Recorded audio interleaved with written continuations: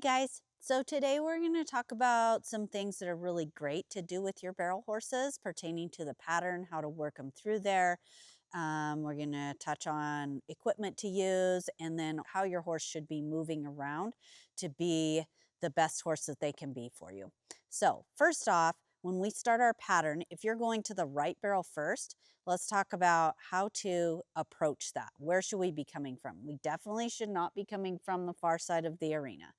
If you are in a situation where it's a side gate or you come in on the left side of the arena, do your best to move over to give yourself a good start. Some places don't let you circle. So if that's the case, move over as far as you can to line yourself up with your barrel. So when I'm approaching that first barrel, I'm not always going to be lined up with the third barrel. It kind of depends on your arena size. Sometimes you actually are if it's a smaller arena, but when you're in bigger arenas on bigger like standard patterns, I don't use the third barrel as a real reference point to line me up with my first barrel, okay? I just need a good place to circle or get started or a center gate to come in, and then I kind of shape my horse up and we just head in a direct line, direct diagonal line right over to that first barrel, okay? So this is going to give you that best approach to that first barrel. And you want to take your horse right to it. You don't want to take them way up the arena or try and cut them off too early. So now if I'm walking up here in this smaller indoor pattern lined up with my third barrel, I'm way too far away from my first barrel. Like I'm still going to get there, but my line is going to be a little bit awkward. Like I kind of have to come up the arena and then go straight. And I already feel my horse falling away from this barrel. I think you guys could probably see that there, okay? So it's really important to have a good line to your first barrel. So now I'm gonna approach it like a little too tight. So this makes it hard. I can round my horse up, but this is gonna really cut off her ability to get where I need her to go. See, she's already kind of confused, like, whoa, that is too close to that barrel. So again, they're gonna end up falling off of that turn when you set them up poorly to get to it. So a good reference point that I try to live by, it kind of depends on your arena size, is about halfway between my first barrel and my third barrel. That's where I kind of want to send my line, but then I've got to shift that line pretty quick so that I'm going right for my first barrel, okay?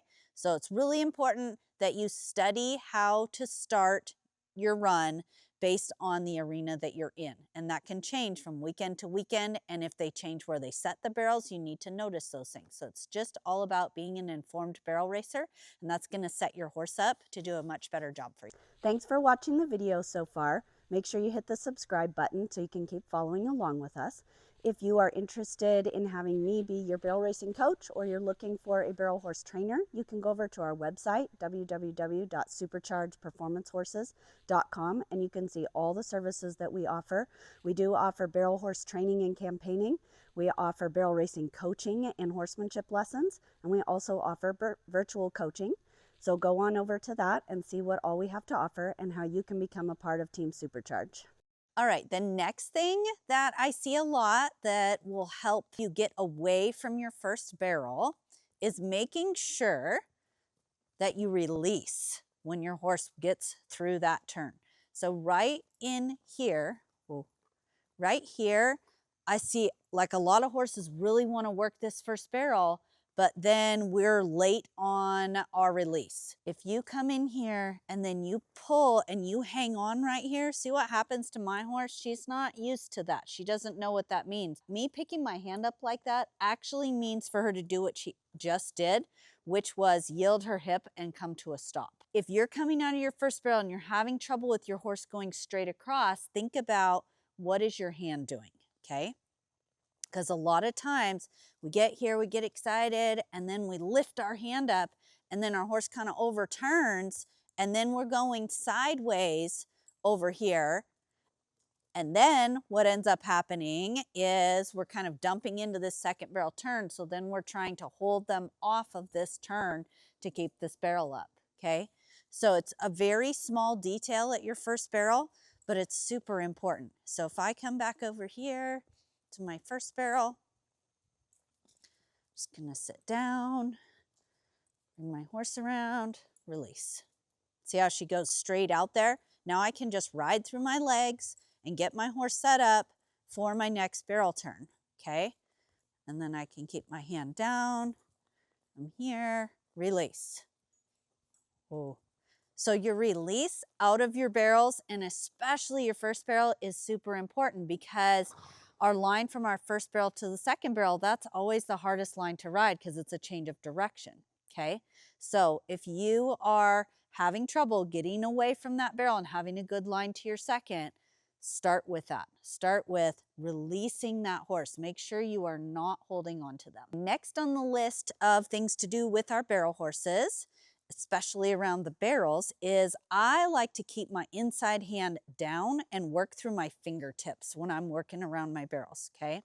A lot of people will pick their hands up, and there's a million ways to barrel race and train a horse and all that stuff. This is just what works for me. This creates accountability in your horse, because when I go out to run, my horse I'm going to pitch them and they have to know what to do. I'm going to do my part, but I also need them to respond off of a fingertip, okay? So if I need something different from them, they've got to respond pretty quick. So I like to work with that hand here so that then when I go and run, I can put my hand pretty literally on their neck and they're going to come around this barrel just like this, because I can ride through my seat and my legs on my horse. And I've got my fingers open there. That's going to really give you an edge if you get your horse to that level of being broke and you work with them on that pressure and release in there, letting them be accountable for the circle, letting them be accountable for the straight line. That pressure and release is really important to letting them know when they've done what you've asked them to do. So one other thing that I do with my barrel horses, or maybe one thing that I don't do with them, is ride them in bits that are too heavy for them, that are not conducive to getting what I need out of them and getting them to understand. I don't ride them in bits that are intimidating to them. But on the other side of that, I also will move out of a snaffle really fast. Like I don't run any of my horses in snaffles. Once they're pretty broke, we move on from it. So if you're got a 2-year-old, they're getting started, those are definitely going to be in snaffles. But we're going to move on. We're not going to move on to something big and heavy though. And the other thing that I don't ever use is hackamores. I think if they work for you, then that's great. But I think a hackamore just covers up a lot of things that have to do with pressure and release. Your horse doesn't understand pressure and release with the bit. And maybe whoever trained them, maybe your hands need to be better. All those things, we're always striving to be better, right? Like a hackamore to me is really poor communication with your horse. So you can come for me on that, but you're not going to find a hackamore in my barn.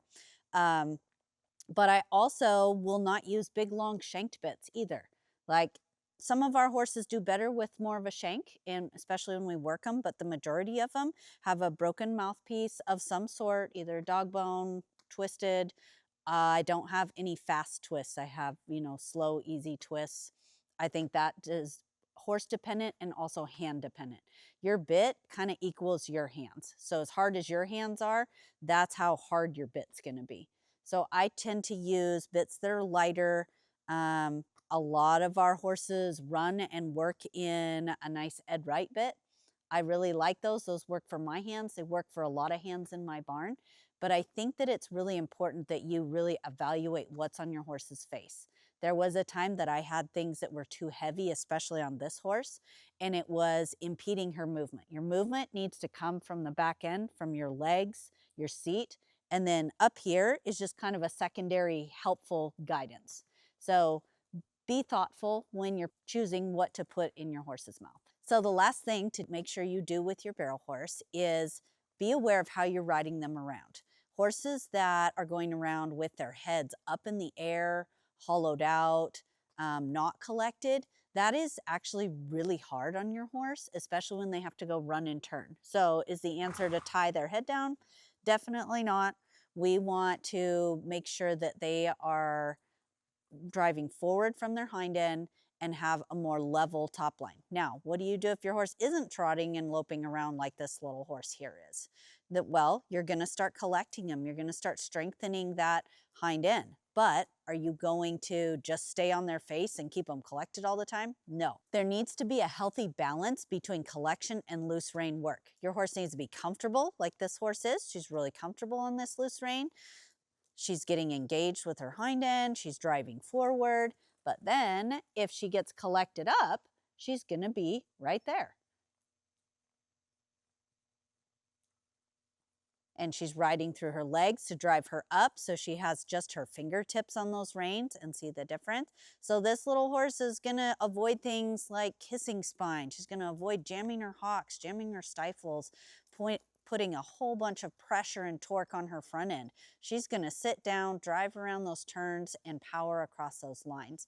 So I think it's really important to have a good balance of collection and loose rein work on your horses so that you have good drive and balance through your barrel pattern. So thanks for watching our video on things to do for your barrel horses, and we hope you enjoyed it. And if you did, go down, hit that subscribe button and keep following us, because we're going to keep bringing you more and more great content for your barrel horses. Thanks for watching. Make sure you hit the subscribe button so you can keep following along with Team Supercharge.